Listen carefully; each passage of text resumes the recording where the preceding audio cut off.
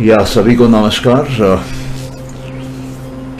आज का जो टॉपिक है वो है कि हम जन्म क्यों लेते हैं और हमारे जीवन का मकसद क्या है। और ये दोनों ही प्रश्न आपस में जुड़े हुए हैं और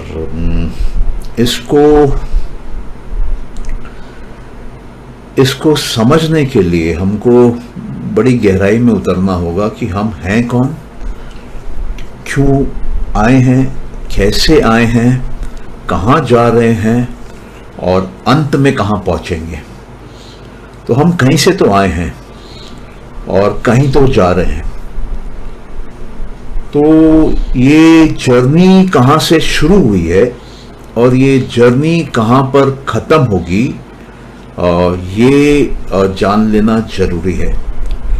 और जब हमको ये समझ में आने लगता है कि ये जर्नी कहाँ शुरू हुई है और ये जर्नी कहाँ ख़त्म होती है, तो ये जो जीवन की जर्नी है, जो हम इस समय धरती पर हैं, मानव जीवन में हैं, किसी पर्टिकुलर जगह पर हैं, पर्टिकुलर लोगों के बीच में हैं, पर्टिकुलर मानसिक स्थिति में हैं, पूरे एक पर्टिकुलर स्पेसिफिक कंडीशंस के अंदर हम हैं, एक पर्टिकुलर अवस्था में हम हैं। तो ये क्या है?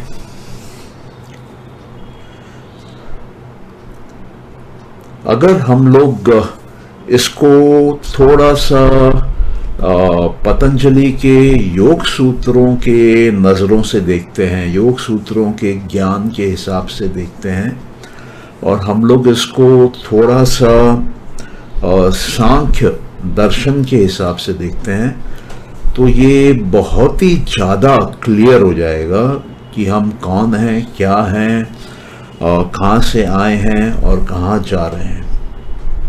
तो आइए सबसे पहले, क्योंकि हम अपना ये जीवन, जो जीवन हमारा धरती पे है, इस समय है, पहले उस पे नज़र डालते हैं। पतंजलि एक बात बोलते हैं और ये चीज़ मेरे जहन में अभी आई क्योंकि कल ही मैंने इस पे एक फेसबुक लाइव का सेशन किया था।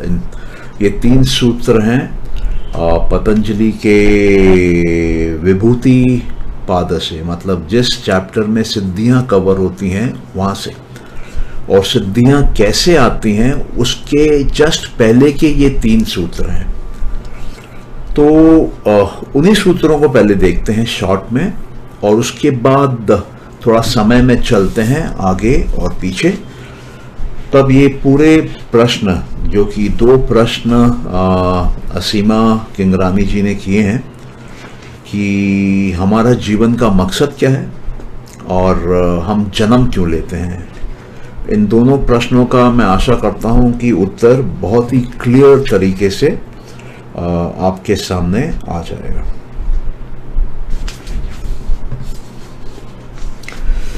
वो सूत्र 13 में बोलते हैं, 3rd चैप्टर के, कि इस प्रकृति में कोई भी वस्तु, कोई भी इंद्री, कोई भी मन, कोई भी चित्त, इनके 3 पैरामीटर्स होते हैं।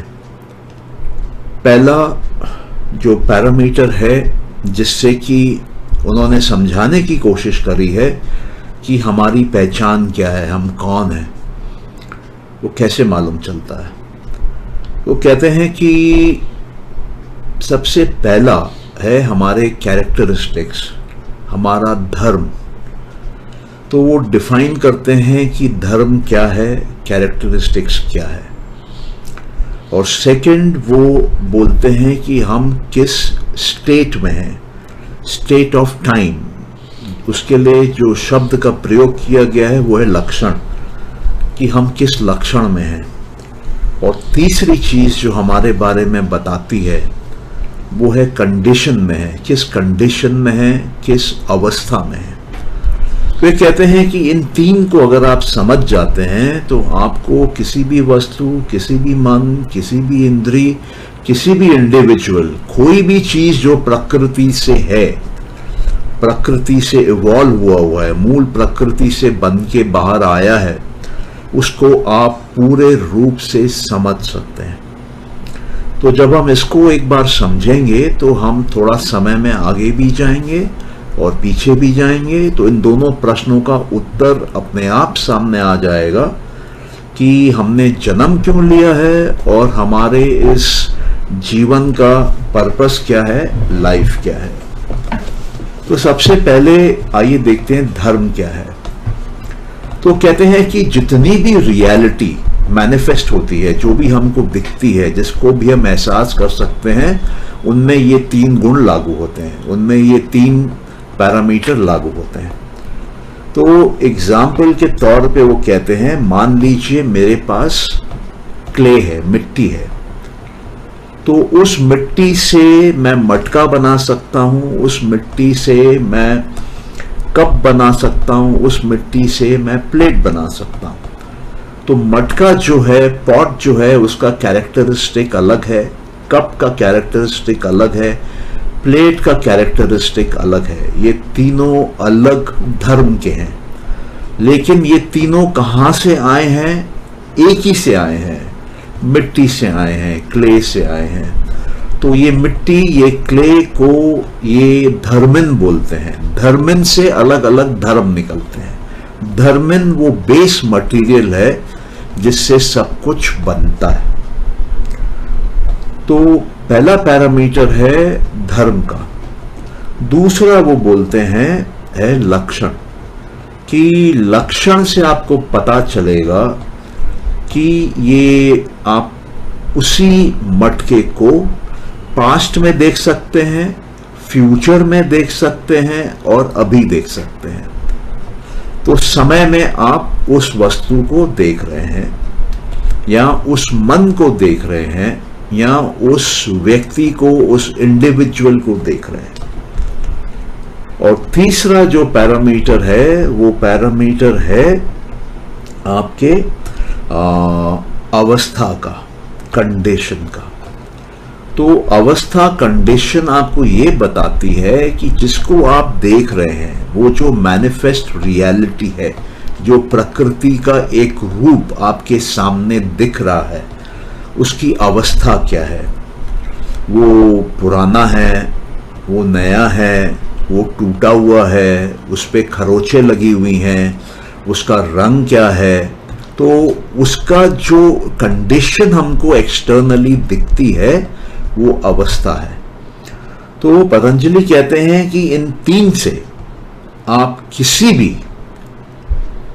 वस्तु, इंद्रिय, मन या व्यक्ति, जो भी प्रकृति से आया है, उसके बारे में आप जान सकते हैं। अब एक और एग्जाम्पल दिया जाता है सोने का। मिट्टी की जगह अगर सोना है आपके पास, तो सोने का आप ब्रेसलेट बना सकते हैं, सोने की आप रिंग बना सकते हैं, बैंगल बना सकते हैं, नेकलेस बना सकते हैं। तो ये सारे जो हैं ये अलग अलग धर्म हैं सोने के। सोना क्या है? धर्मिन है। उस सोने से ये सब बने हैं। दूसरा, इन सभी वस्तुओं को आप अलग अलग समय में देख सकते हैं कि ये सोने का ब्रेसलेट जो आपके पास है वो 200 साल पुराना है, 400 साल पुराना है, कि अभी बना है, कि आपके माइंड में कोई ब्रेसलेट है जिसको कि आप कल बनाना चाहते हैं, या जो ब्रेसलेट अभी आपके पास में है वो आपको 20 साल बाद कैसे दिख रहा है। ये है उसके लक्षण। तो इसी प्रकार से यही लक्षण आप रिंग में भी लगा सकते हैं, बैंगल में भी लगा सकते हैं, नेकलेस में भी लगा सकते हैं। तीसरा है अवस्था, कि ये जो गोल्ड का ब्रेसलेट है उस पे दाग तो नहीं है, वो टेढ़ा तो नहीं हो गया है, वो टूट तो नहीं गया है, वो चमक रहा है कि उसकी चमक चली गई है, कि वो गंदा दिख रहा है, उसको पॉलिश की जरूरत है। ये कंडीशन है, ये अवस्था है। तो ये अवस्था भी एप्लीकेबल है सभी धर्मों के लिए, रिंग के लिए भी, बैंगल के लिए भी, नेकलेस के लिए भी, सभी के लिए। अब हम जो है अगर हम अपनी बात करें, इंसानों की बात करें, तो हमारा दर्मिन क्या है? हम कहां से आए हैं?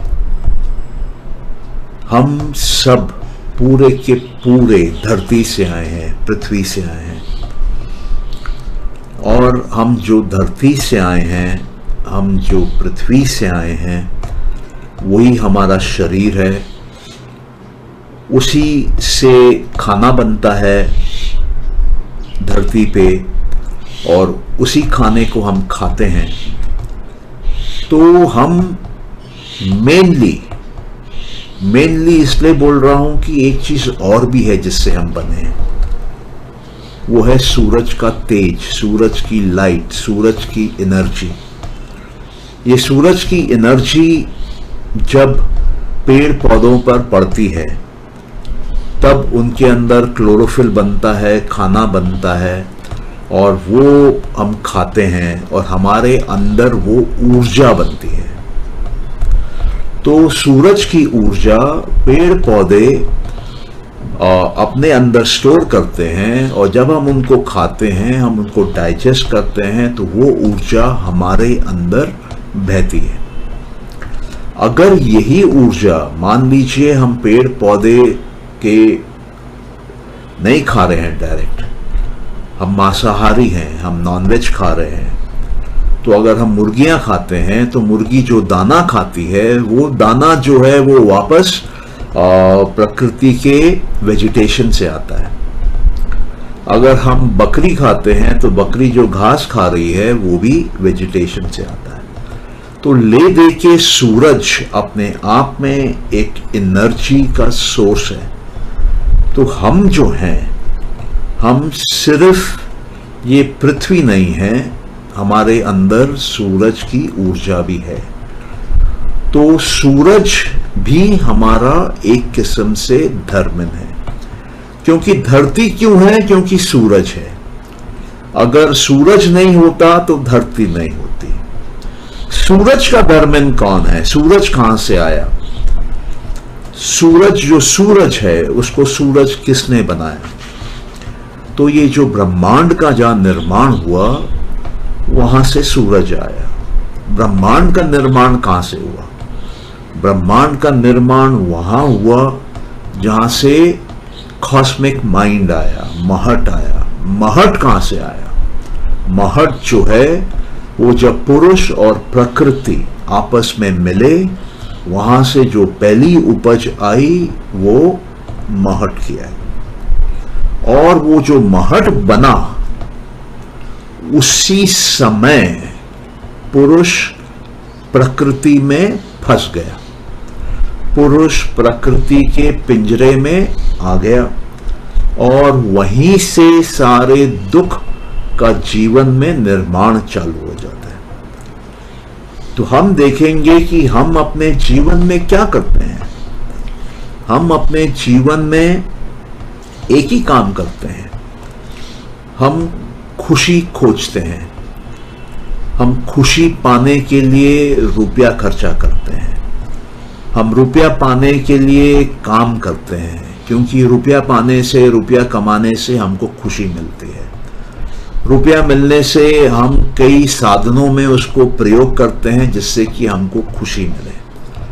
हम बढ़िया कपड़े पहनते हैं, बढ़िया खाना खाते हैं, बढ़िया गाड़ियों में बैठते हैं, बढ़िया लोगों से मिलते हैं, बढ़िया स्कूल कॉलेजेस में जाते हैं, अब बढ़िया गेम्स देखते हैं, बढ़िया जगहों पे ट्रैवलिंग करते हैं, सब खुशी में, खुशी के खोज में। अगर कोई बुरी आदतों में फंस जाता है, किसी को सिगरेट पीने की आदत हो जाती है, किसी को कोई नशा करने की आदत हो जाती है, ड्रिंक करने की आदत हो जाती है, किसी को गैम्बलिंग की आदत हो जाती है, किसी को रेस के मैदान में जाके घोड़ों के पीछे रुपए लगाने की आदत हो जाती है, किसी को लड़कियों के पीछे हो जाती है, तो ये भी खुशी के लिए। लेकिन ये सारी की सारी खुशियां जो हैं, ये टेम्पररी हैं, क्योंकि ये सीमित समय तक रहती हैं, फिर वापस दुख आ जाता है। तो अब सवाल ये उठता है कि अगर हम इस पृथ्वी को देखें, इस पृथ्वी पे जितने भी जीव जंतु हैं उनको देखें तो हम देखते हैं कि हमारी जो कैपेबिलिटीज हैं उन सबसे बहुत ज़्यादा है। हमारा जो इंटेलिजेंस है वो सबसे बहुत ज़्यादा है। हमारी जो थिंकिंग पावर है और उसको एग्जीक्यूट करने की पावर है वो सबसे बहुत ज़्यादा है। तो हम ही बेस्ट सूटेड हैं। किस लिए? खुशी को परमानेंट करने के लिए, परम आनंद में जाने के लिए, सच्चित आनंद को प्राप्त करने के लिए। और ये सब कहां से शुरू होगा? ये सब शुरू होगा जब पहले हम आनंद को खोज निकालेंगे, उसी के बाद परम आनंद में जा पाएंगे, उसी के बाद सच्चित आनंद में जा पाएंगे। तो अब सवाल ये उठता है कि ये आनंद कहां है और ये आनंद को कैसे प्राप्त किया जाए, और इस आनंद को प्राप्त करने के लिए इस देश में क्या विधियां बताई गई हैं, क्या मार्ग बताए गए हैं। क्योंकि आप देखेंगे इस देश में कई धर्मों ने जन्म लिया है, कई दर्शनों ने जन्म लिया है, और कुछ हद तक ये जो अरेबिया का रीजन है वहां पर भी कुछ धर्मों ने जन्म लिया है। वो धर्म जो है वो अब्राहम पे बेस्ड धर्म है। और हमारे देश में जो भी धर्म पैदा हुए हैं वो अब्राहम पे बेस्ड नहीं है। यहाँ अलग अलग तरीके से, अलग अलग प्रकार से खोज की गई दुख से मुक्ति पाने की। तो उसमें सांख्य दर्शन है सबसे पहला, कपिल मुनि का। उन्होंने कहा कि दुख से मुक्ति कैसे मिलती है। दूसरा दर्शन है योग का, जिसमें पतंजलि ने समझाया सांख्य के ऊपर बिल्डअप करते हुए कि मुक्ति कैसे पाई जाती है दुख से, जिसको कि उन्होंने केवल्य कहा। और वेदांत ने भी अपने तरीके से इसको पेश किया, मीमांसा ने पेश किया, सभी ने किया। और इनके अलावा बुद्धिज्म ने भी किया, जैनिज्म ने किया, सिखिज्म ने किया। सबने अपने अपने तरीके से इसको सॉल्व करने की कोशिश करी। लेकिन अगर हम देखें कि दुख का जड़ कहां है, दुख का मूल कारण कहां है, तो हम देखेंगे दुख का जड़, दुख का मूल कारण जो है वो हमारा मन है।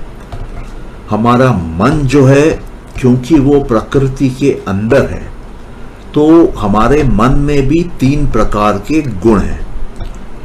एक सात्विक गुण है, एक राजसिक गुण है और एक तामसिक गुण है। राजसिक गुण क्या है? जो अच्छा है वो सात्विक है, जो अच्छा नहीं है वो तामसिक है, और जो कॉन्स्टेंटली बदल रहा है वो राजसिक गुण है। तो आपको 100% सात्विक गुण कभी नहीं मिलेगा, 100% राजसिक गुण कभी नहीं मिलेगा, 100% तामसिक गुण कभी नहीं मिलेगा। तीनों गुण साथ में पाए जाते हैं।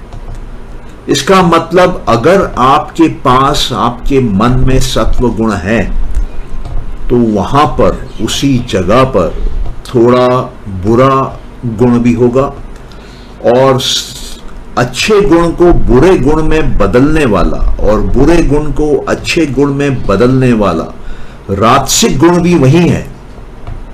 ये तीनों गुण हमेशा साथ में।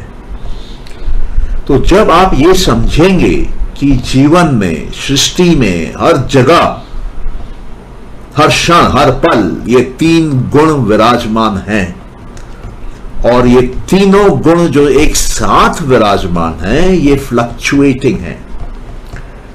जैसे एक दिए की रोशनी फड़फड़ाती रहती है, एक जगह खड़ी नहीं रह सकती, उसी प्रकार से ये 3 गुण हैं।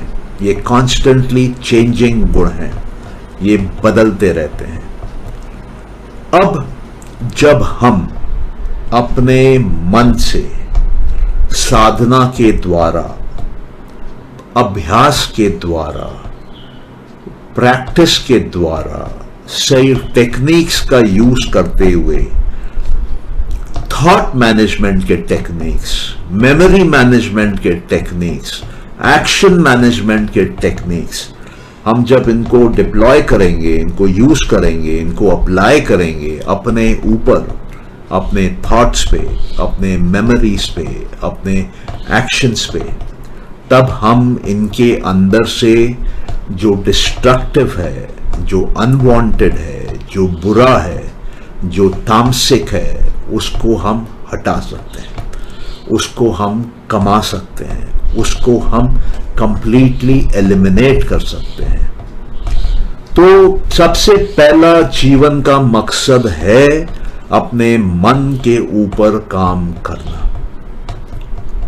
लाइफ का पर्पस एक ही है, अपने मन के ऊपर काम करना, क्योंकि आपकी खुशी और आपका दुख दोनों मन पे निर्भर है। आपका स्वास्थ्य और आपका बोलना चाहिए कि समाज में नाम, इज्जत, कमाई, धन, सब आपके मन पे आधारित है, क्योंकि आपका मन वो मशीन है, वो मशीन है जो अंदर के ज्ञान लेके बाहर कर्म पैदा करता है, बाहर वस्तुओं को पैदा करता है, बाहर कंडीशंस को पैदा करता है, बाहर सिचुएशंस को पैदा करता है। हमारा मन वो मशीन है जो अपने 5 ज्ञान इंद्रियों द्वारा बाहर का ज्ञान अंदर लेता रहता है, और हमारा मन वो मशीन है जो अंदर के ज्ञान को बाहर कर्म के रूप में, कर्म इंद्रियों द्वारा निकालता रहता है। तो 5 अंदर ज्ञान लेने की इंद्रियां हैं, 5 बाहर कर्म करने की इंद्रियां हैं, और बीच में मन है जो बाहर से ज्ञान लेता है और अंदर से कर्म बना के बाहर छोड़ देता है। तो हमारे जीवन में बाहर जो कुछ भी हो रहा है 100% हमारे अंदर से आ रहा है। हमारा अंदर वो कारण है जो कि बाहर सत्य हम देख रहे हैं उसको पैदा करता है। हमारे बाहर की परिस्थितियों का जन्मदाता हमारा मन है। हमारे बाहर के कंडीशंस, सिचुएशंस को पैदा करने वाला हमारा मन है। और ये हमारा मन जो है ये बदलता रहता है। कभी कभी ये 100 दिशाओं में चला जाता है, कभी कभी ये एक दिशा में आ जाता है। तो ये देखा गया है कि जब ये 100 दिशाओं में जाता है तो ये और बदमाशी सीखता है और कमजोर पड़ जाता है, और बाहर जो बनाने लगता है वो सही नहीं बनाता है। उसमें डाउट आ जाता है, उसमें शेकीनेस आ जाती है, उसमें लैक ऑफ कॉन्फिडेंस आ जाता है, उसमें एंग्जाइटी आ जाती है, उसमें स्ट्रेस आ जाता है, उसमें फियर आ जाता है। लेकिन यही मन जब एकाग्र होने लगता है, एक पॉइंट पे आने लगता है और उस एक पॉइंट पे रहने लगता है, तब ये मन का भय मिट जाता है। ये मन शरीर का स्वास्थ्य सुधार देता है। ये मन अपने हृदय में बेहद प्रेम पैदा कर लेता है। ये मन बाहर जाके कई लोगों के जीवन में बहुत ही प्रभावी रूप से सुधार लाने लगता है, और ये मन फिर समाज में नाम पाने लगता है, इज्जत पाने लगता है और रुपया पाने लगता है। फिर ये मन जो एकाग्र है, जिसको एकाग्र होने की आदत लग गई है, उसकी उम्र भी बढ़ जाती है। और कई बार ऐसा होता है कि ऐसे मन में इतनी शक्ति आ जाती है कि उसका इम्पैक्ट धरती पे हजारों सालों तक होता है। तो सवाल यह है कि आप इस बात को जानते हैं कि नहीं जानते हैं कि बाहर जो कुछ भी आपके साथ हो रहा है, आपके साथ घट रहा है, वो आपका नसीब नहीं है, वो आपका भाग्य नहीं है, वो आपके मन की अवस्था है। मन की जो रिकॉर्डिंग है, मन के जो वृत्तियां हैं, मन के जो संस्कार हैं, वही बाहर कर्म बन के आ रहे हैं। और ये भी सुन लीजिए कि ये मन के अंदर जो है वो सिर्फ आपके आज के जीवन पे प्रभाव नहीं डाल रहा है, वो आपके आने वाले जन्मों में, आने वाले जीवन कालों पे, आने वाले जीवन के क्वालिटी पे असर डाल रहा है। क्योंकि आपके मन के अंदर अंतिम समय जो वृत्तियां होंगी, जो संस्कार होंगे, जो कर्मों का स्टोर होगा, जो कर्माशय होगा, उसी के अनुसार आपको अगला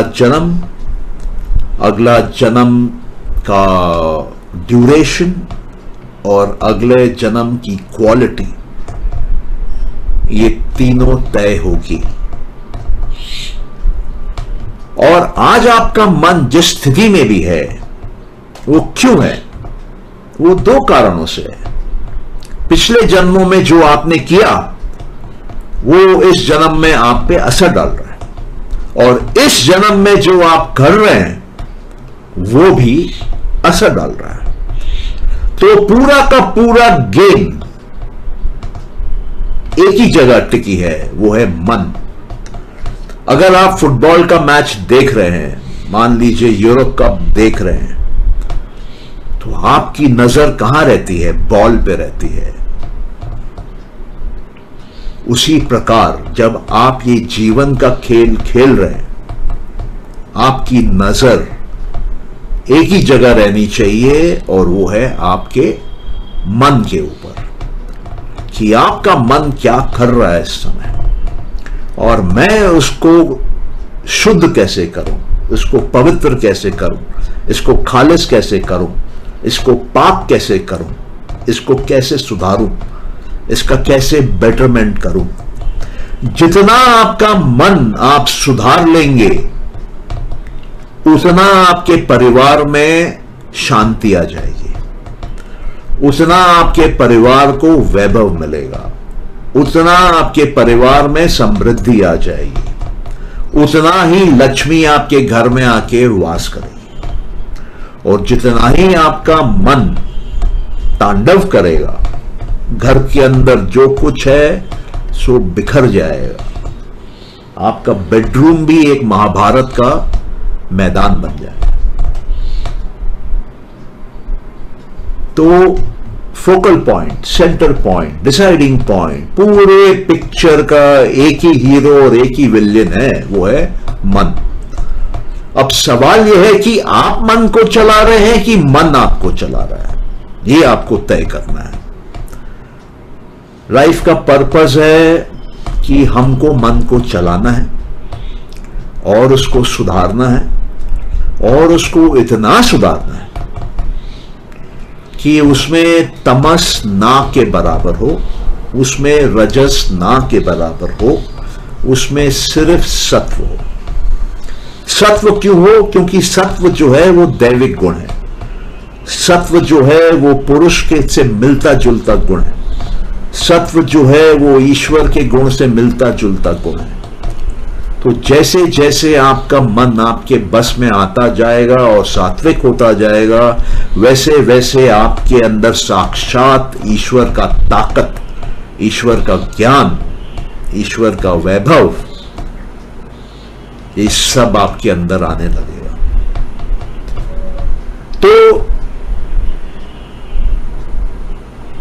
अब ये तो हमने समझ लिया कि पूरा का पूरा गेम जो है वो मन का है, मन को कंट्रोल करने का है। इसलिए पतंजलि क्या बोले? योग चित्त वृत्ति निरोधा। योग क्या है? योग सरल है बहुत। चित्त को, मन को, उसकी वृत्तियों को, वृत्तियां मतलब थॉट्स, कंट्रोल करो। इतना कंट्रोल करो कि आपके मन में थॉट्स ही नहीं आए। मतलब मन अपने आप से कोई थॉट पैदा नहीं करे। जो थॉट डालना चाहें उसमें वो ही जाए, बस। अभी मान लीजिए कि एक मेरे पास में सुपर कंप्यूटर है, उसमें 100 बिलियन प्रोसेसर्स लगे हुए हैं और ये 100 बिलियन प्रोसेसर्स कुछ ना कुछ डेटा को प्रोसेस कर रहे हैं अलग अलग अपने हिसाब से। तो वो सुपर कंप्यूटर किस काम का? किसी काम का नहीं, क्योंकि है तो मेरा, उसमें 100 बिलियन प्रोसेसर हैं, लेकिन वो काम अपने मर्जी से कर रहा है, मेरे मर्जी से कर नहीं रहा है, मेरे लिए नहीं कर रहा है, अपने लिए कर रहा है, रैंडम कर रहा है, जो उसकी इच्छा है कर रहा है। तो जैसा वो अपनी इच्छा से कर रहा है वैसा वो आउटपुट प्रोड्यूस कर रहा है। तो ये जो 100 बिलियन प्रोसेसर्स का जो सुपर कंप्यूटर है वो हमारा मन है।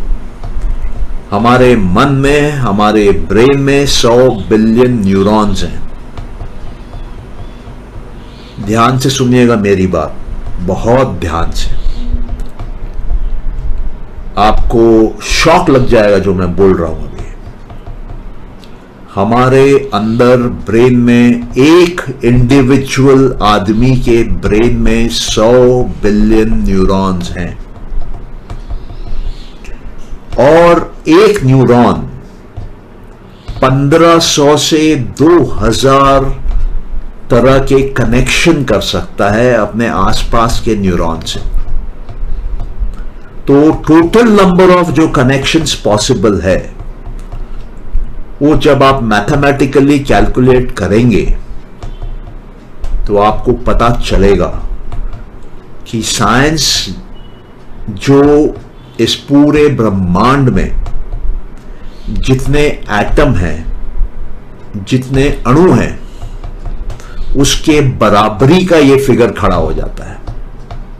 इसका मतलब एक ह्यूमन ब्रेन अगर फुल पोटेंशियल पे काम करे तो पूरे ब्रह्मांड के एक एक एटम को इंडिविजुअली मार्क कर सकता है, इंडिविजुअल करस्पॉन्डेंस में आ सकता है। ये ह्यूमन ब्रेन की कैपेसिटी है आज के डेट में धरती पे।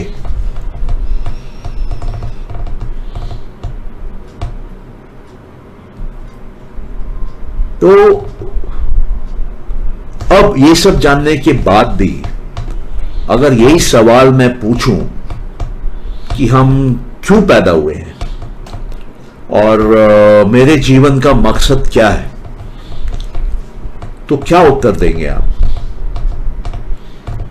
हम तो बोलेंगे बहुत भाग्यशाली हैं कि आप पैदा हुए हैं मानव योनि में, पहली बात, क्योंकि आपको एक चांस मिला है 10 साल, 20 साल, 50 साल, 70 साल, 100 साल का। इस दरमियान वो गोल मार देने का कि आप दोबारा कभी भी पैदा ना हो, मृत्यु को काबू करने का परमानेंटली आपको वो मौका मिला है। कैसे मृत्यु काबू होगी? मोक्ष पाके। कैसे मोक्ष मिलेगी? योग सूत्र पतंजलि के समझ के और उसके अनुसार अभ्यास करके। और जब आपको कैवल्य मिल जाएगा तब क्या होगा? उस मार्ग में पहुंचते पहुंचते आप में अवतारों जैसे गुण आ जाएंगे, आप ब्रह्मज्ञानी बन जाएंगे, आपको सर्वशक्ति आ जाएगी और सिद्धियां तो ऐसे ही आएंगी पानी की तरह। आप काल को, समय को बस में कर देंगे। तो जीवन का मकसद है मन पे काम करना, इसके अंदर जो विचार पैदा हो रहे हैं उसको कंस्ट्रक्टिव रखना ताकि वो सात्विक हो, और इतना कंस्ट्रक्टिव कर लेना अपने थॉट प्रोसेस को कि आपके अंदर वो दैविक लेवल पे गुण आ जाएं और फिर सिद्धियां आ जाएं और फिर आप मोक्ष की तरफ निकल जाएं। एक इंसान धरती पे मोक्ष पाता है तो पूरे मानवता का कल्याण हो जाता है। एक महावीर जैन, एक गौतम बुद्ध, एक गुरु नानक, एक क्राइस्ट, एक मोहम्मद, इनको 1500, 2000, 2500 साल हो गए कईयों को, आज भी इनका इम्पैक्ट है। इनके विचारों का, इनके सोच का, इनके वृत्तियों का, इनके थॉट्स का, क्योंकि ये इतने कंस्ट्रक्टिव हैं, इतने पावरफुल हैं कि हजारों सालों से करोड़ों लोगों को लाभ मिला है अपने मन को कंट्रोल करने का। आपका जो मोबाइल फोन है वो टेक्नोलॉजी 5 साल नहीं चलेगी। आपकी जो गाड़ी है वो टेक्नोलॉजी 5-7 साल से ऊपर नहीं चलेगी। मॉडर्न से मॉडर्न टेक्नोलॉजी आज के डेट में 7 दिन, 10 दिन, 15 दिन, 20 दिन, 1 साल में गायब हो जाती है। और ये वो टेक्नोलॉजी है माइंड कंट्रोल की, जो कि हजारों सालों से चल रही है और चलेगी। क्यों? क्योंकि इसमें सत्य है, क्योंकि ये सात्विक है, क्योंकि ये प्राकृतिक नहीं है, क्योंकि ये ईश्वरीय है। प्रकृति बदलती रहती है, ईश्वर नहीं बदलते, पुरुष नहीं बदलते, आत्मा नहीं बदलती, सोल नहीं बदलता। तो यही है जीवन का लक्ष्य और यही है आपका बहुत बड़ा भाग्य कि आप मानव योनि में हैं। और यही है आपका और भी बहुत बड़ा भाग्य कि आप इस तरह के डिस्कशन में शामिल हैं और ये टॉक को सुन रहे हैं। तो आपके पुराने कर्म, पुराने संस्कार आपको नया जीवन, नया कर्म, नया संस्कार कराते हैं। ये एक साइकिल है, ये एक कॉज एंड इफेक्ट है। तो मैंने कहां से शुरू किया था? मैंने शुरू किया था पतंजलि के सूत्रों से, 3rd चैप्टर के जो 13वां नंबर सूत्र था, जिसमें वो बोलते हैं कि धर्म, लक्षण और अवस्था समझाते हैं। उसका बाद वाला 14 सूत्र देखते हैं। वो ये कहते हैं कि ये जो अलग अलग धर्म है, इसको पकड़ के कौन रखता है, इसको बांध के कौन रखता है? एक ही चीज रखती है, वो है प्रकृति। क्योंकि वो मिट्टी भी प्रकृति से है, वो सोना भी प्रकृति से है। प्रकृति किससे है? अपने आप से है। प्रकृति वो धर्मिन है, प्रकृति वो सबस्ट्रैक्टम है जो ओरिजिनल है। और ये जब आप प्रकृति को समझने लगते हैं, ओरिजिनल चीजों को समझने लगते हैं कि इसके पहले क्या, इसके पहले क्या, तो आपको सारा पास्ट, सारा प्रेजेंट और सारा फ्यूचर दिखने लगता है। तो अभी जिस संदर्भ में हम लोग बात कर रहे थे, फ्यूचर क्या है? अगर आपको मोक्ष मिल जाता है, आप मोक्ष प्राप्त कर लेते हैं इस जन्म में, जो कि संभव है, बहुतों को मिला है, आपको भी मिलेगा, तो आप प्रकृति से मुक्त हो जाते हैं। प्रकृति अपने मूल प्रकृति के रूप में चली जाती है और आप पुरुष के रूप में अकेले रहते हैं अनंत काल के लिए। और प्रकृति और पुरुष के साथ कौन रहता है? ईश्वर। तो ये 3 जो स्पिरिचुअल एंटिटीज हैं, ये 3 जो स्पिरिचुअल तत्व हैं, ये 3 जो इटर्नल तत्व हैं, ये 3 जो परमानेंट तत्व हैं, आप उनमें से एक हो जाते हैं और सदा के लिए आप वो तारा हैं आकाश में जो सदा के लिए है। और पास्ट क्या है? एक दिन कहीं ना कहीं, कभी ना कभी पुरुष प्रकृति से अलग था और ईश्वर भी था, और पुरुष की इच्छा हुई प्रकृति के पास जाने की, गया, और पूरा बवाल, पूरा बवंडर, पूरी राम कहानी खड़ी हो गई। महट बन गया, बुद्धि बन गई, अहंकार बन गया, मन बन गया, तन्मात्राएं बन गई, ज्ञान इंद्रियां बन गया, कर्म इंद्रियां बन गई, और ये पूरा का पूरा ब्रह्मांड खड़ा हो गया पंच महाभूत के रूप में, फंस गया। क्यों? क्योंकि मन आपको चलाने लग गया, और वो आपको एक जीवन, दूसरा जीवन, तीसरा जीवन, चौथा जीवन, पांचवां जीवन, 10वां जीवन, 100वां जीवन, 1000वां जीवन, लाखवां जीवन, 10 लाखवां जीवन, आप बस दुख के गाड़ी में बैठ गए अनंत काल के लिए। एक गाड़ी कहां रुकेगी आपको पता नहीं है। आप एक चिड़िया बन के, एक पेड़ बन के, एक मछली बन के, एक बैक्टीरिया बन के, कोरोना वायरस बन के आपको मुक्ति नहीं मिल सकती है। मुक्ति सिर्फ और सिर्फ मानव योनि में मिल सकती है। तो आप इस समय मानव योनि में हैं, धरती पे हैं। धरती जैसे अनंत प्लैनेट हैं, सूरज जैसे अनंत तारे हैं।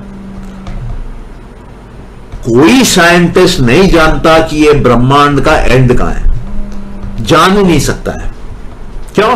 क्योंकि वो फाइनाइट है, और जिसको वो जानने की कोशिश कर रहा है वो इनफाइनाइट है। वो टेम्पररी है, उसका टाइम ड्यूरेशन है 50-100 साल का। जिसको जानने की कोशिश कर रहा है वो इटर्नल है, वो परमानेंट है, जान ही नहीं सकता है। स्थूल सूक्ष्म को जान नहीं सकता है।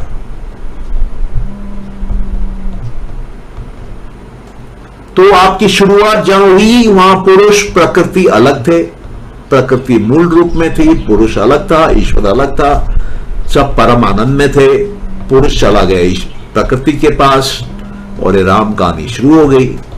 और हो गई तो मैं बोला दुख के ट्रेन में चढ़ गए, जिसका कभी एंड डेस्टिनेशन ही नहीं आ रहा है। एक प्लेटफॉर्म, दूसरा प्लेटफॉर्म, तीसरा प्लेटफॉर्म, चौथा प्लेटफॉर्म, हर जीवन एक प्लेटफॉर्म की तरह चले जा रहा है, कोई अंत नहीं है।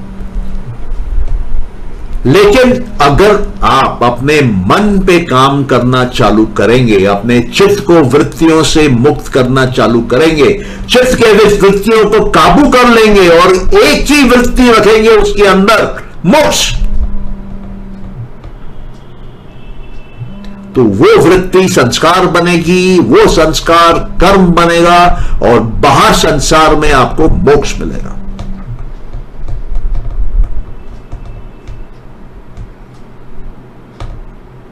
अगर आपको मोक्ष नहीं चाहिए, कोई बात नहीं, आपको जो भी चीज चाहिए वो एक कर लीजिए, एक को पकड़ लीजिए।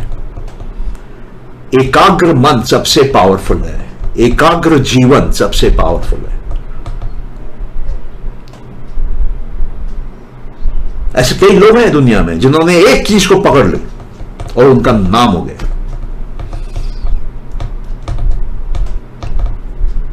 कई लोग हैं, आप देखेंगे, आपको मिलेंगे।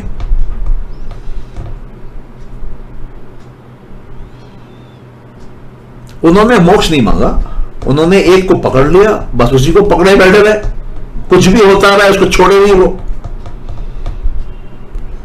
और वो पार हो गए, उनकी मृत्यु हो गई। लेकिन वो हिस्ट्री बुक्स में है, उनके कोटेशंस लोग आज भी याद करते हैं, उनकी किताबें आज भी पढ़ी जाती हैं 100 साल, 200 साल, 300 साल, 500 साल बाद। और मैं सिर्फ स्पिरिचुअल लोगों की बातें नहीं कर रहा हूं, लोग जो साइंस में हैं, आर्ट्स में हैं, लिटरेचर में हैं, कल्चर में हैं, पॉलिटिक्स में हैं, राजा हैं, ऋषि हैं, तो आपको चुन लेना है। अपॉर्चुनिटी आपके पास है, मेथड आपको मालूम है कि इंटरनल वर्क है, माइंड का वर्क है बस, और वन पॉइंटेड करना है माइंड को। माइंड अपने आप में मैनी पॉइंटेड है, उसको वन पॉइंटेड करना है। वन पॉइंटेड करने के कई तरीके हैं। एक तरीका जो पतंजलि सजेस्ट करते हैं वो है कंसंट्रेशन। बोले अभ्यास करो कंसंट्रेशन की, अभ्यास करो धारणा की, अभ्यास करो ध्यान की, जाओ समाधि में। समाधि में क्या करते हैं? समाधि में मन का गला काट देते हैं। असंप्रज्ञ समाधि में मन को धीरे धीरे धीरे धीरे हलाल करते हैं, छोटा छोटा छोटा करते हैं।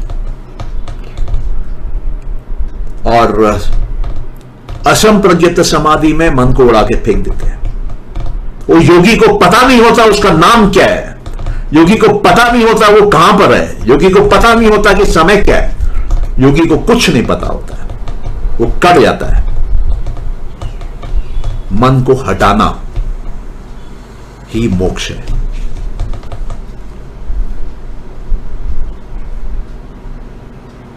तो मैं आशा करता हूं कि आप लोग मेरी बात को समझे हैं, जो कि मैंने कभी कभी थोड़ा इमोशनल होके भी कहा है, और थॉट प्रोसेस आपका क्लीन और क्लियर हुआ है। अगर हुआ है तो इससे बढ़िया आपके जीवन में चेंज नहीं आ सकता है। और अगर नहीं हुआ है तो हम लोग कोशिश करेंगे कि आगे इसकी रिकॉर्डिंग आपको प्रोवाइड करें और आप लोग उसको सुनिए और पकड़िए। वैसे मैंने बात बहुत ही बेसिक करी है, आप सबको मालूम है। मन कहते हैं ना, मन जीता जग जीता। अरे एक मन को जीतने से जग जीतना कैसे संभव है? क्योंकि आपको जग आपका मन ही दिखा रहा है। आपका मन बुरा है तो आपका जग बुरा है, आपका मन चंगा है तो आपका जग चंगा है। तो ले दे के घूम फिर के आप वापस आएंगे मन पे। और जब आप मन को जीत लेते हैं तब आप महट को पार कर लेते हैं। वापसी के रास्ते में आप प्रकृति में एंट्री मार लेते हैं वापस, और वहां से पुरुष में चले जाते हैं, तब मुक्ति मिल जाती है। चलिए, सो ये रहा टॉक इस टॉपिक पे। कोई आप लोगों के प्रश्न हो तो आप लोग पूछ सकते हैं। मैं पूछना चाहता हूँ। बोलिए। आपने कहा हर गुण में 3 टाइप के क्वालिटीज हैं। हाँ। तमस, सत्व और रजस। हाँ। कोई एग्जाम्पल दे सकते हैं ऐसे इस बात का?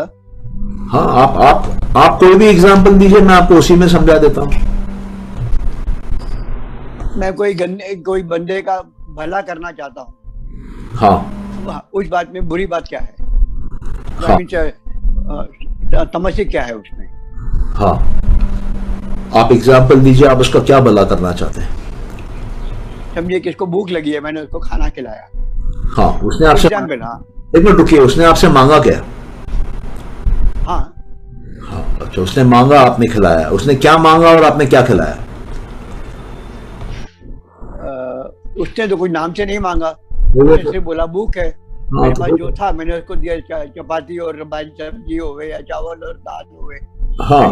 हाँ, तो आपने उसको चावल दाल खिला दिया, लेकिन वो उसको चावल दाल में आनंद नहीं आया। हो सकता है ना?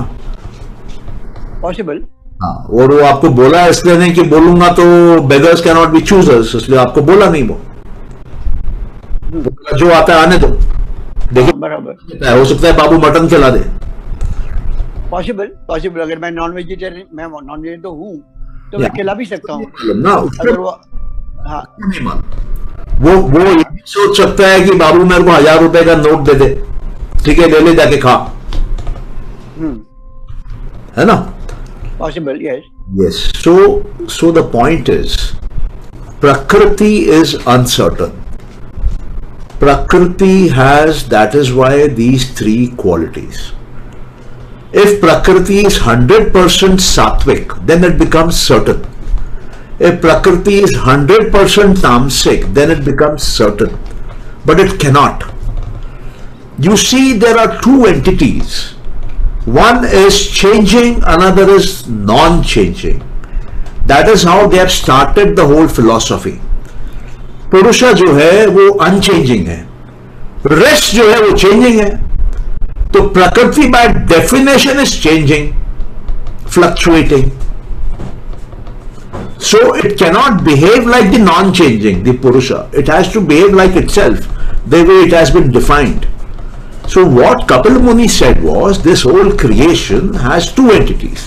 fundamental two entities to begin with. Say one which is changing and one which is not changing. Now they get together and then they create all the havoc. So to remove all that havoc, we have to come back and separate them out. Once if you are able to separate them out, the Purusha and the Prakriti, it's a mental exercise. It's in the mind. Okay, जब आप उनको हटा देते हो तब sorrow चला जाता है, because the mind is no longer there. You are decimating the mind. Mind is the common area between the Purusha and the Prakriti. The area of the union between the two, you know, the mixing both, yeah, the subset area of the two. So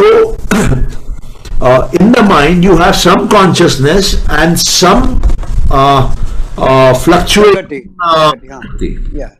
and that is the cause of all the sorrow, because your mind keeps on jumping, A B, करूं नहीं करूं, अच्छा बुरा, okay, you know. और जब आपने वो बेगर का भी एग्जाम्पल दिया तो there would have been thoughts, इसको मैं खिलाऊं कि नहीं खिलाऊं, कितना खिलाऊं, क्या खिलाऊं, you know. सवाल, हाँ, yes, naturally. Yeah, so there, that is rajas. It's changing, it is fluctuating. It is like a flame. You cannot have a flame which is stationary and fixed. A flame by its nature will be fluctuating. वो नाचेगा. So we have something in us जो नाचता रहता है, and we have something in us which is stable, which is not changing at all.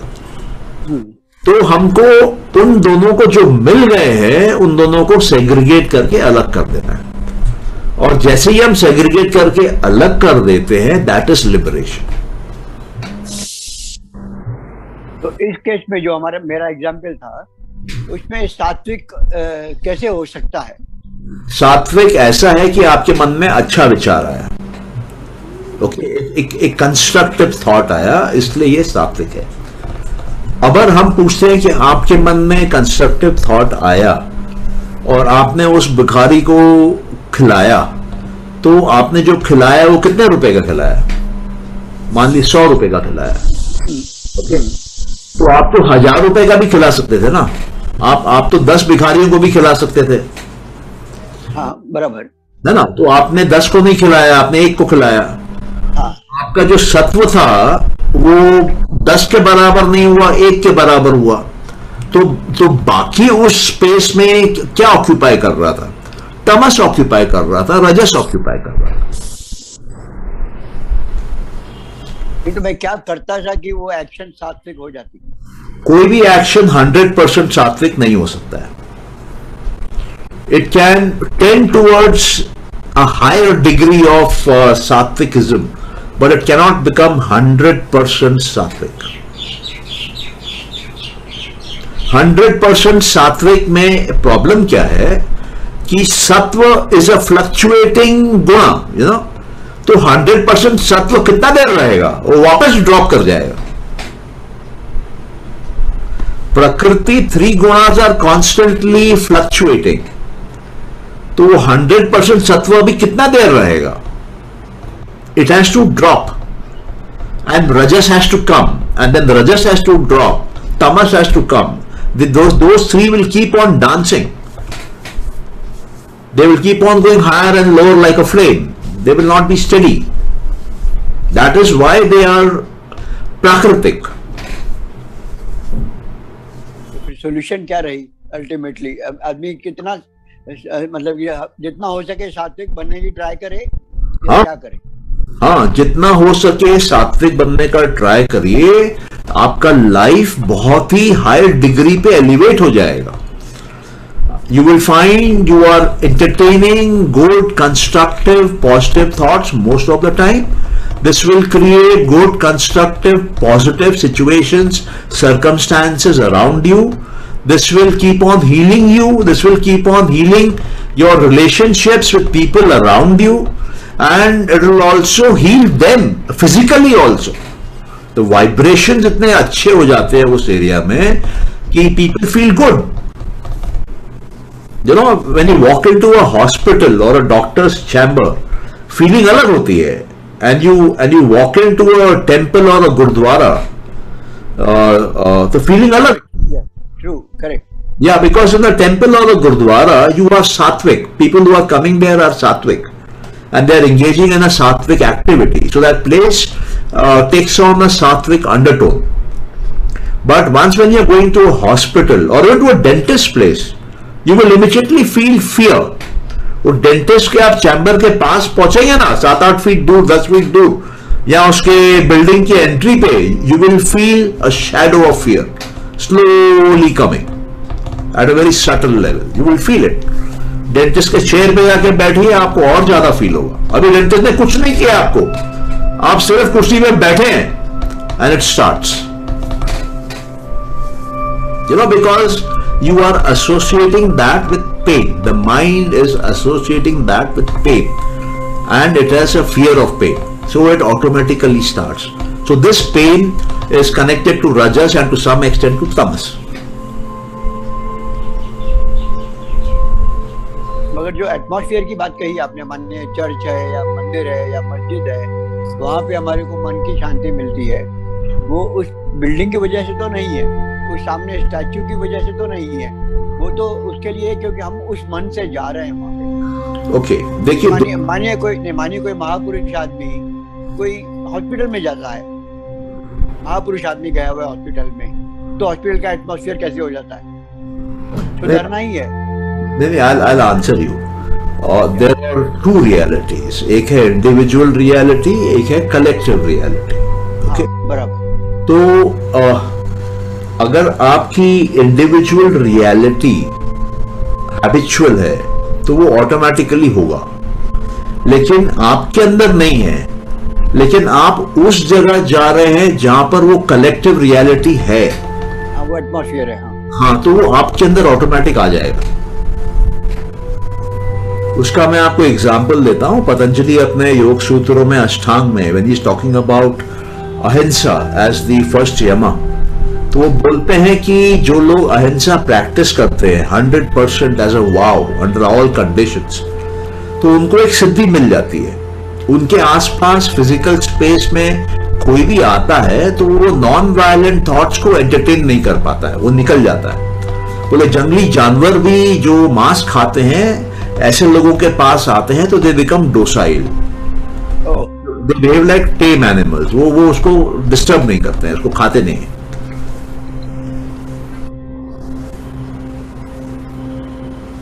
That's good. So we have, हाँ, हम लोग को ये समझना है कि mind is a reality which is individual and also cosmic, collective.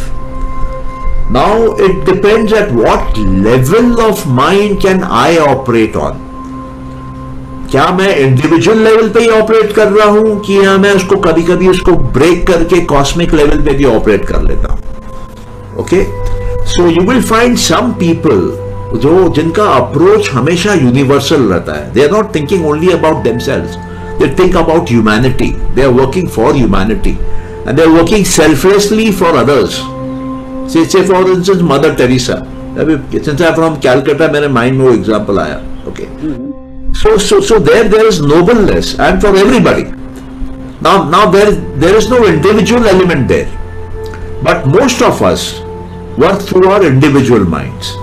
Some of us are able to transcend that and they are able to work at the universal mind level or the cosmic mind level, or the term used in Sankhya is Mahat, the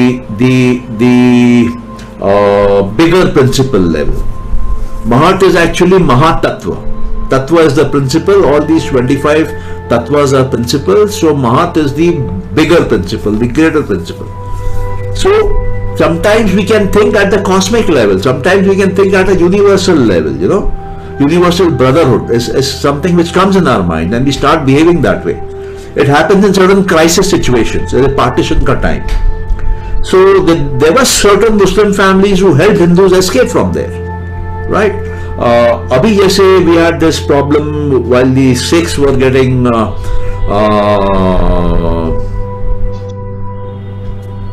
treated badly when Mrs. Gandhi died, you know.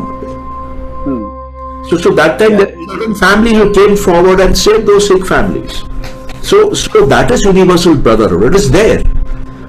And it comes out in times of crisis. It comes out in certain compelling circumstances. But in normal conditions, we are mostly individualistic in our approach. And we need to transcend that. जब हम मन को constructive करते हैं ना, तो हम इसको ट्रांसेंड कर लेते हैं. फिर हम कॉस्मिक लेवल पे, यूनिवर्सल लेवल पे, बड़े लेवल पे सोचने लगते हैं for bigger good of society, of the planet, things like that. समझ में आया. And the rest of the matter today was really very very interesting and important. Yeah, so it has to be kept in mind and practiced. You know, it is all about abhyas. Patanjali बोलते हैं कि it is all abhyas. Keep on bringing your mind to one place. Keep on bringing it to one place. Keep on bringing it to one place. Mind has a natural tendency of running all over. Do not allow it to do that. उसको एक जगह लाइए, बांधिए, रोक के रखिए. True. Yeah. Simple technique. And it can do wonders, you know. थोड़ा practice करने से we can realize it. हम लोग एक्सपीरियंस करने लगते हैं. जो ये बोल रहे हैं ना, we experience it. Yeah. Any other question or can we close? Yeah, sir, ये आपने कहा कि भाग्य से कुछ नहीं होता, मन की उससे ही सब कुछ होता है. आपने मेरे स्टेटमेंट को पकड़ लिया. पकड़ा नहीं, मतलब मैं समझ रही हूँ कि ये ऐसा क्यों लोग बोलते हैं कि भाग्य में जो लिखा है वही होगा. तो देखिए, मैं आपको बताता हूँ, जो आप सोचेंगी वो होगा. ओके, अगर आप सोचेंगी कि भाग्य से हो रहा है तो होगा. अगर आप सोचेंगी भाग्य से कुछ नहीं होता है तो नहीं होगा. इसका मैं आपको एग्जांपल देता हूं.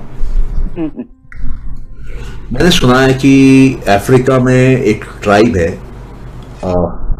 उनको अगर किसी पेड़ को मारना होता है तो वो पेड़ को घेर लेते हैं पूरे, जितने भी वो गांव के लोग हैं, और उस पेड़ को अपशब्द बोलते हैं, गालियां देते हैं, और कुछ दिनों के अंदर वो पेड़ जो है सूख के मर जाता है.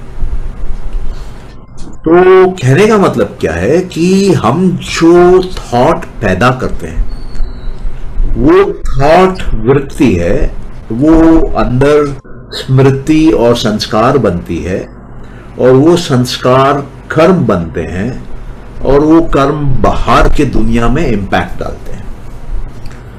तो अगर मैं मानूंगा कि ईश्वर है और सर्वशक्तिशाली है, और बार बार मानूंगा, कई वृत्तियां पैदा करूंगा, बड़े बड़े संस्कार बना दूंगा इस पे, तो साक्षात ईश्वर फिर है. और अगर मैं नहीं मानूंगा तो वो नहीं है.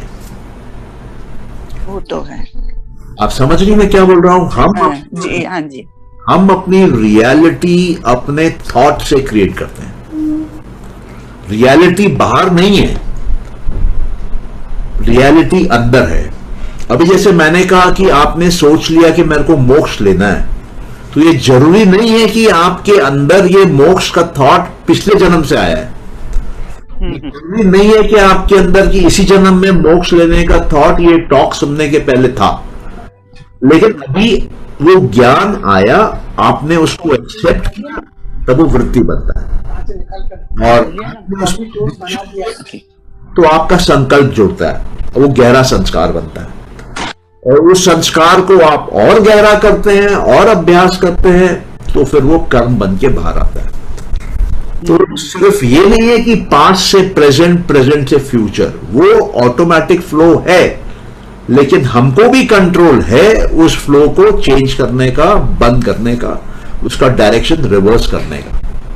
हमारे कहते हैं कि जन्म से ही वो अपना भाग्य लेके आता है, उसमें कोई डाउट नहीं है. लेकिन उसको अगर हम कुछ नहीं करेंगे तो वैसा ही रोल आउट करेगा, अगर हम करेंगे तो रिवर्स बैक भी करेगा. ओके. मैं आपको एक एग्जांपल देता हूं, ठीक है? आपके जीवन में कोई भी दुख भरा इंसिडेंट है क्या पास्ट में? ऐसा तो कुछ अभी याद नहीं आ रहा है, कुछ ऐसा होगा जरूर। मत बोलिए कि आपके जीवन में कोई भी एक दुख भरा इंसिडेंट नहीं है। दुख भरा तो सबसे ज्यादा तो यही होगा कि मेरे पेरेंट्स की डेथ, यही होगा। ओके, तो आप एक छोटा सा भी एक्सरसाइज करिए, मेंटल एक्सरसाइज। अपने माइंड में आपकी जो पेरेंट्स की डेथ जो आपको दिख रही थी या अभी जो दिख रही होगी, कुछ पिक्चर आया होगा, कुछ वर्ड्स आए होंगे, कुछ थॉट्स आए होंगे, कुछ इमेजेस आए होंगे, उनको देखिए और ऐसे देखिए जैसे कि एक व्हाइट बोर्ड पे है और आपके हाथ में एक डस्टर है और उस डस्टर से वो इमेजेस को मिटा दीजिए। आप देखेंगे वो इमेजेस मिट जाएंगे। फिर थोड़ी देर वेट करिए, आधा मिनट, 1 मिनट, देखिए इमेज वापस आता है क्या। अगर वो वापस आता है फिर मिटाइए उसको, और जब वो आना बंद हो जाता है तब आप आंख खोल के और देखेंगी कि आपको हल्का फील होगा। तो आप क्या कर रही हैं, आप प्रेजेंट में रह के पास्ट में जाके पास्ट को हील करके आप वापस प्रेजेंट में आ रहे हैं। आपको समझ में आया मैंने क्या बोला? हाँ, समझ में आ गया। इस बात पे मैं कुछ पूछ सकता हूँ? हाँ बोलो। ऐसे कैसे बोल सकते हैं कि इस एग्जाम्पल में कि अगले जन्म में या फिर अगले पास्ट में जाके आदमी ने अपने आप को साफ किया? ये तो अब आज की मेमोरी में हम अपने को ये डिलीट कर रहे हैं, जो भी सीन थी, मगर फिर से वो सीन नहीं आ सकती? परफेक्ट, आ सकती है, आ सकती है, लेकिन परफेक्ट हाँ, लेकिन चांसेस कम है, पहला। दूसरा, आएगी तो वो इंटेंसिटी से नहीं आएगी। हाँ वो रहा, यस दैट्स करेक्ट। या आएगी तो जरूर, हमेशा के लिए भूल नहीं सकते। भूल सकते हैं, अगर आप बार बार ये एक्सरसाइज करेंगे, सब्सटैंशियल नंबर ऑफ टाइम्स करेंगे, तो आपका मेमोरी से व्हाइट वॉश हो जाएगा, आपको याद भी नहीं रहेगा कभी। हाउ कैन, चलो इस बात पे मैं पूछना चाहता हूँ, जैसे हम अपनी दुख भरी मेमोरी निकाल सकते हैं, तो ऐसे हम जनरल मेमोरी भी निकाल सकेंगे? अगर मैं सोचूं एक टाइम पे पंडित जवाहरलाल नेहरू प्राइम मिनिस्टर नहीं थे और मैं उस बात पे सही मानता ही हूँ, तो वो क्या सच कैंसिल हो जाएगा? मेरी मेमोरी से निकाल सकता हूँ मे बी। आप मेरी बात समझे नहीं। मैं आपके ब्रेन में जो रिकॉर्डिंग है उसको डिलीट करने की बात कर रहा हूँ, वो भारत के ब्रेन में डिलीट करने की बात नहीं कर रहा हूँ। ठीक है, तो मेरे ब्रेन से बिल्कुल निकाल सकता हूँ ये मेमोरी? हाँ, कोई भी मेमोरी निकाल सकते हैं आप, कोई भी मेमोरी डाल सकते हैं। आप बोलिए I am Shiva, I am Shiva, I am Shiva, शिवो हम बोलिए ना 10 लाख बार, देखिए ना आपके अंदर की ताकत कहां पहुंच जाती है। करेंगे। ये मंत्र उसी के लिए होते हैं।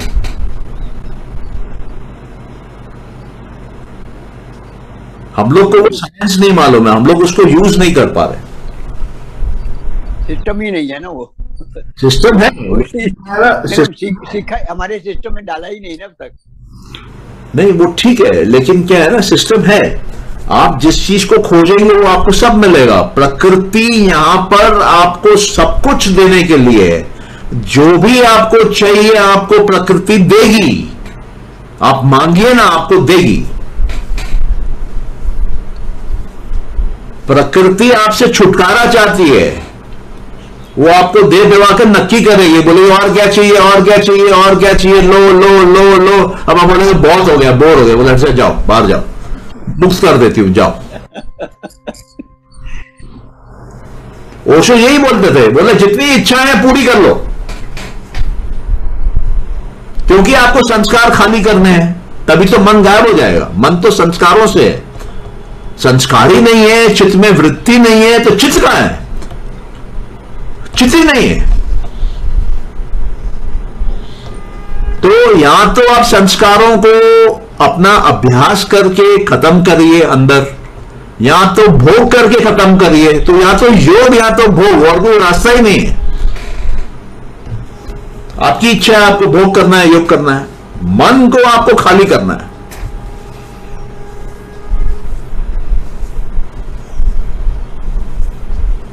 कुछ समझ में आया। हाँ, अब आप बोलेंगे मेरी चाय तो मैं पूरी कर, नहीं, पता चला मेकअप करके आप। कुछ समझ में आया, प्रसाद मिला, अभी तो मिठाई की दुकान चाहिए। मिठाई की दुकान में पेमेंट खुद ही करिएगा सर। हाँ संदीप, क्लोजिंग टाइम हो गया, तुमने बोला। हाँ बोलो सर, मैं ये कह रहा था, इसके हिसाब से जो मैं ये अभी सारा सुन रहा था तो माइंड में चीज आ रही थी कि ईश्वर से ऊपर भी एक चीज है। अच्छा, कौन है? ये सर इच्छा। ओके। क्योंकि मतलब मैं ये देख रहा हूँ कि ईश्वर ने भी जब ब्रह्मांड बनाया तो उसकी इच्छा के अनुसार बनाया। ओके। तो हम भी मोक्ष चाहते हैं तो वो भी इच्छा ही है। और मोक्ष करके भी कई बार लोग वापस आ रहे हैं, तब भी इच्छा है। ओके। इट मीन्स वो उससे ऊपर ही, ईश्वर से ऊपर की चीज इच्छा ही हुई। ओके। क्योंकि तीनों चीजें, मतलब ईश्वर को भी इच्छा चाहिए, इंसान को भी, या एबीसी कोई भी ह्यूमन बीइंग या लाइट बीइंग कोई भी है, उसको भी इच्छा चाहिए। तो मेरे हिसाब से तो सर ईश्वर से भी ऊपर की चीज इच्छा ही बनेगी। बिल्कुल ठीक है, बिल्कुल ठीक है। वो पुरुष की इच्छा नहीं होती प्रकृति के पास जाने की, तो थोड़ी ना ये सृष्टि होती। मतलब मैं वही देख रहा हूँ कि अगर हम मोक्ष भी प्राप्त करके लोग 10,000 साल 20,000 साल बाद फिर इच्छा जागती वापस आने की, चलो हम कुछ ना कुछ करके आए, अपना किसी भी प्लेनेट पे जाके वहाँ सुधार करके आए कोई भी, तो इसका मतलब इच्छा तो सर्वोपरि होगी ना। देखो, मोक्ष प्राप्त करने के बाद इच्छा नहीं होती है सर। मैंने सुना है ये कि मोक्ष के बाद भी इच्छा, मतलब मोक्ष के बाद भी आपको वापस लोग जन्म लिया है, तो वो जन्म लेने का मतलब तो यही हो गया कि उसका इच्छा हुई कोई नहीं, तो फिर वो पूर्ण मोक्ष नहीं हुआ, वो हाई मोक्ष हो गया, पूर्ण नहीं हुआ।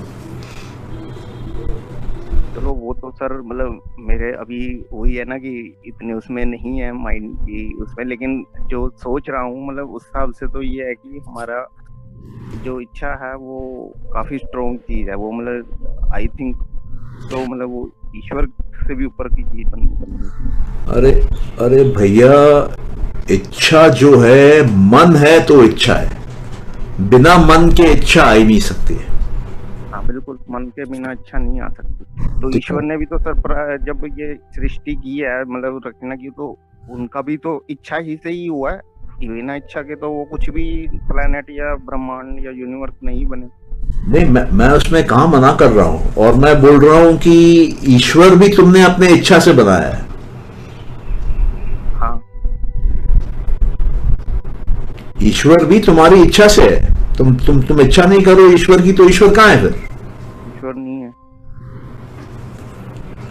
तो मानव इच्छा सबसे बलशाली, सबसे बड़ा। इसलिए पतंजलि बोलते हैं कॉन्सेंट्रेट, एकाग्रता, एक एक एक,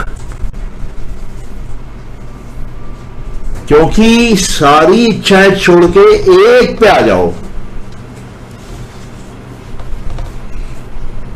कोई भी एक इच्छा को पकड़ लो और उसको लाइफ का पर्पस बना लो। अल्टीमेट पर्पस बनाना है तो मोक्ष बना लो, नहीं बनाना है तो कोई संसारिक एक इच्छा पकड़ के लग लो पीछे, प्रकृति उसको पूरा कर देगी।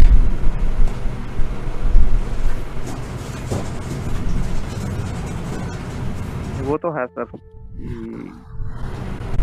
कोई भी इच्छा है वो पूर्ण तो मतलब देर सवेर हो रही है। एक इच्छा, मल्टीपल इच्छा करोगे तो उसमें फिर थोड़ा दिक्कत हो जाता है, फिर दिक्कत होगी। हाँ, एक इच्छा ऐसा बना लो जिसमें सारी इच्छाएं आ जाए, जैसे वो हिरण्यकश्यप बोला ना, दिन भी नहीं, रात भी नहीं, अंदर भी नहीं, बाहर भी नहीं, उस तरह का बना लो।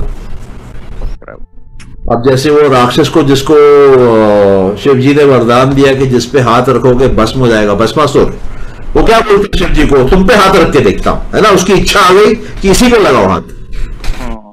तो अब क्या हुआ, शिव जी दौड़ लिए वहां से, क्योंकि